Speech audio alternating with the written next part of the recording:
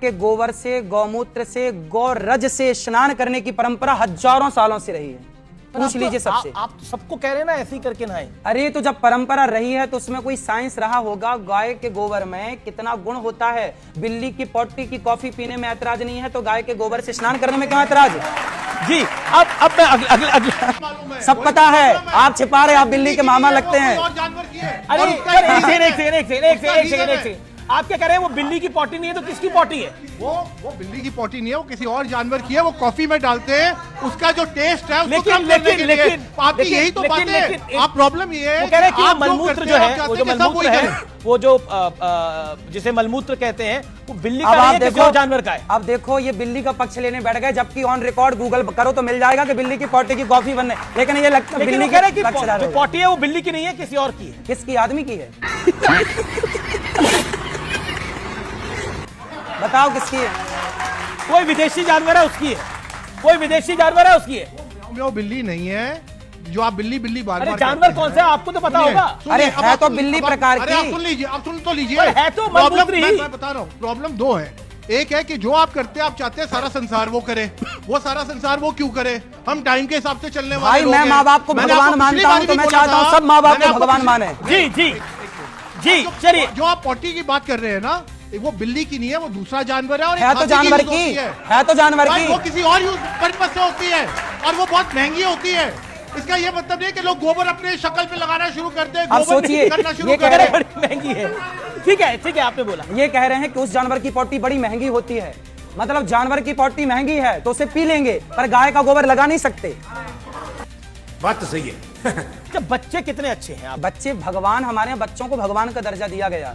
बच्चे भगवान हैं और बच्चे बिल्कुल सच्चे हैं।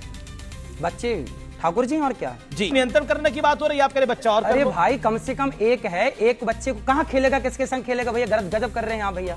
अरे दो, कम से कम दो बच्चे तो हों क्या आपस में भैया खेल लें, साथ में रहें। तो एक से भले दो, दो से भले तीन। जब भैया लोग हमारे 10-10 बच्चे पैदा करते तो हम 2-4 तो कर ही सकते हैं।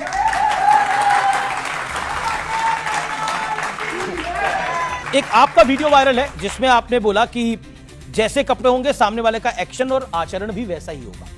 कपड़े मर्यादित होने चाहिए। हमारा कहना यह है कि कोई भी व्यक्ति हो, चाहे कहीं का हो। एक सेकेंड। वाह, छोटा सवाल। कौन निर्णय लेगा क्या मर्यादित क्या ना मर्यादित? जीन्स मर्यादित है, स्कर्ट मर्यादित है, साहब शॉर्ट्स मर्यादित साहब द्रौपदी के कपड़े उतारे गए।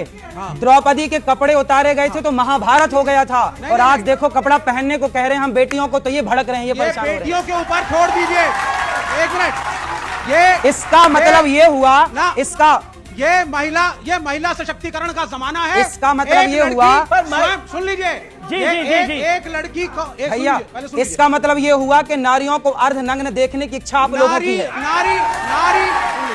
लेकिन मेरा प्रश्न है, एक सेकंड, लेकिन मेरा प्रश्न है, नारी निर्णय लेगी उसे क्या पहनना है क्या नहीं। ये पॉइंट मर्दों को बदलनी चाहिए, अपने लड़कों को सुधारने का। बिल्कुल ये बात आपकी जायज है। एक सेकंड, ये तो माई बॉडी माई चॉइस है। कपड़ा पहना क्यों जाता है? शरीर ढकने के लिए। अरे तो जिस कपड़े से शरीर ढके ही ना, तो फिर कपड़े पहनने का अर्थ क्या निकला? ये बड़ी अच्छी बात कही है।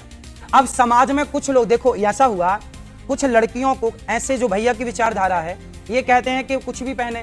अब देखो आपने एक गाना सुना होगा बॉलीवुड का, ब्लू है पानी पानी। उसमें लड़कियां कितने कम कपड़े पहनी और कितना गलत दिखता है वो अपनी माँ के साथ आप नहीं देख सकते। आपकी बहन, आप बहन के साथ नहीं देख सकते। इन लोगों को देखना वही है, इसलिए ये पक्षधर है उनके। चलिए एक हमारा एक रिक्वेस्ट है, कब आप रील से बाहर होगे ताकि आपकी रील लोग जान पाएं। जी। मैं तो रील से अभी भी बाहर हूं, मैं रील में नहीं रियल में हूं जी। आप वृंदावन आइए, गौरी गोपाल आश्रम को रियल में अपनी आंखों से देखेंगे तो आपको सब पता लग जाएगा कि ये रील आप बनाते हैं या बन जाती है? भाई हम तो देखो आपके साथ जो डिबेट कर रहे हैं, बात कर रहे हैं, अब इसकी भी रील बन जाएगी तो अच्छा लगेगा।